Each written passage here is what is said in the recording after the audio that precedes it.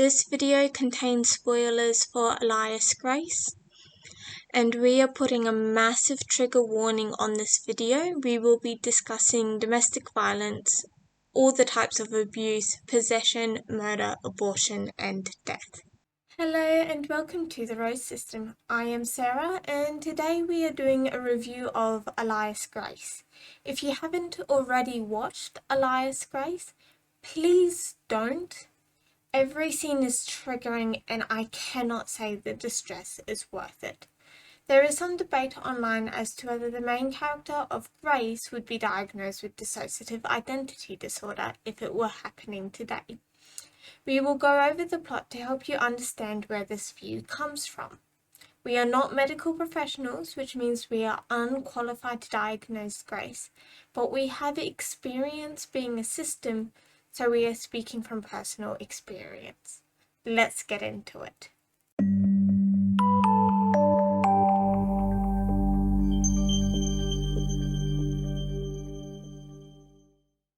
The trigger list for this mini-series is a mile long. We cannot cover everything, but here's a mini list of some of the things this show brings up.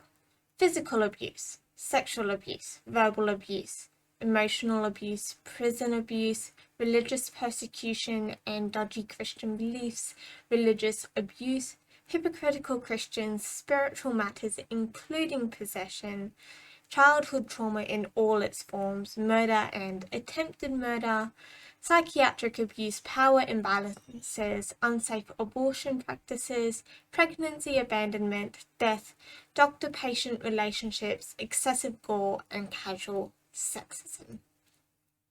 There's a lot. I first watched Elias Grace when I was an adult, but before my mental health collapsed. I was deeply uncomfortable with it at the time, but also intrigued. It popped back into my radar recently, and I started to wonder what people thought about the show and its depiction of mental health. A quick Google search showed that people were labelling Grace as having split personality and multiple personality disorder. The other side was labelling Grace as being possessed. So I decided to re-watch it to see where I stand with the wealth of new information that I have. To watch this show, our system has gone into lockdown. Mist barricaded our filing rooms where our memories are stored so I don't get triggered, and has taken everyone else to the cabin in the forest. They will return once the video is completed. Elias Grace is a historical drama centered around the very real deaths of Thomas Kinnear and Nancy Montgomery in 1843.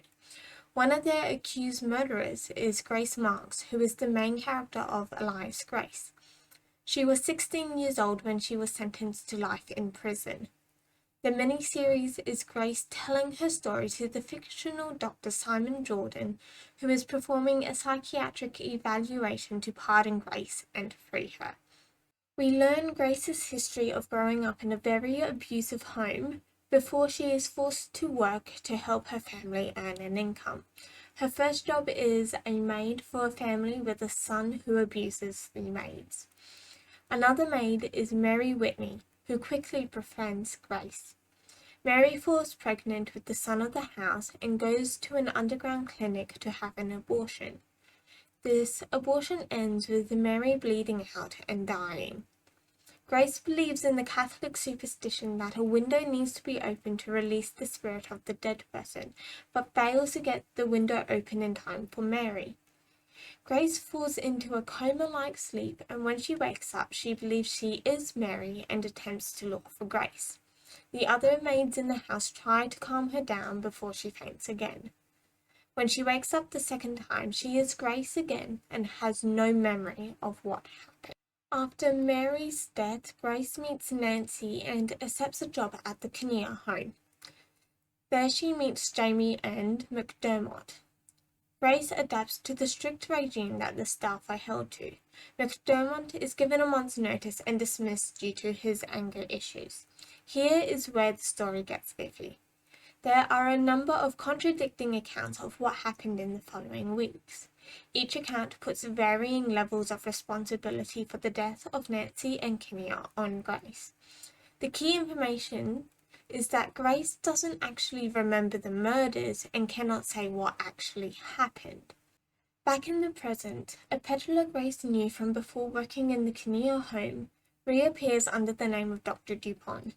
He suggests hypnotizing Grace as a way to recover the memories that she has forgotten.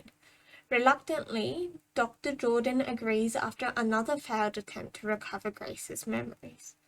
In a room with watching onlookers, Dupont hypnotizes Grace and puts her to sleep. The questioning begins and Grace's voice changes. This new voice claims to be Mary, Grace's dead friend. Mary claims that Grace doesn't know about her and is around due to the Catholic superstition. Mary gives more accounts of what happened the day of the murders. The people in the room believe that Grace is possessed by Mary's spirit, whereas Dupont suggests that this is a natural phenomenon. Grace is brought back from her sleep and does not know what has happened. She comments that she was dreaming about her mother. Dr. Jordan does not know what to believe and refuses to write a report on Grace's behalf. He then leaves and joins the army.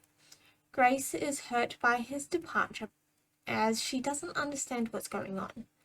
11 years later, Grace is released with a pardon and reunited with James. They marry and Grace writes a letter to Dr. Jordan. The series is wrapped up here. What actually happened on the day of the murders is left in question. As most of the people in the series believe that Grace is possessed by Mary, this conclusion is made clear for the audience. The position that Mary is another identity or personality is founded in 3 brief clips.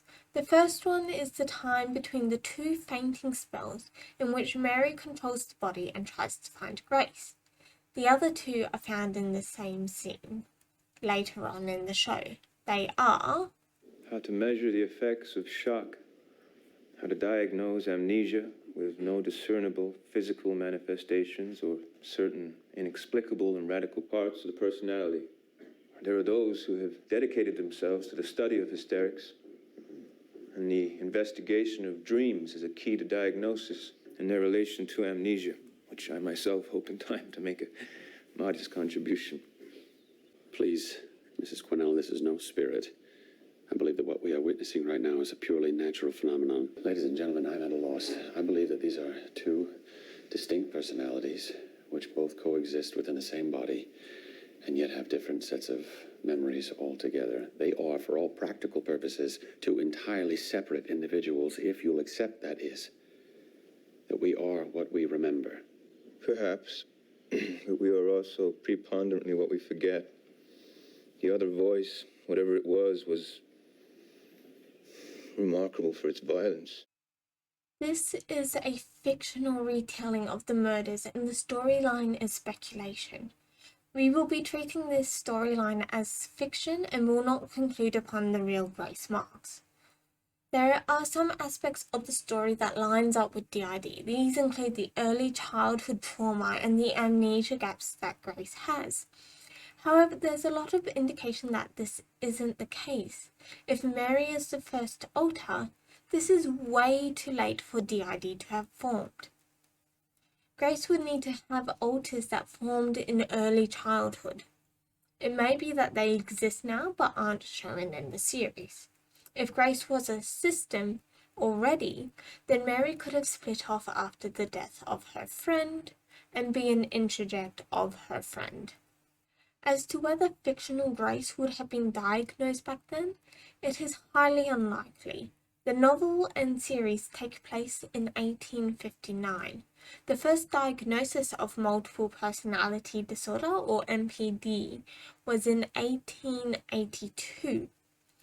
The first formally recognized recording of MPD was in 1815 in the case of Mary Reynolds.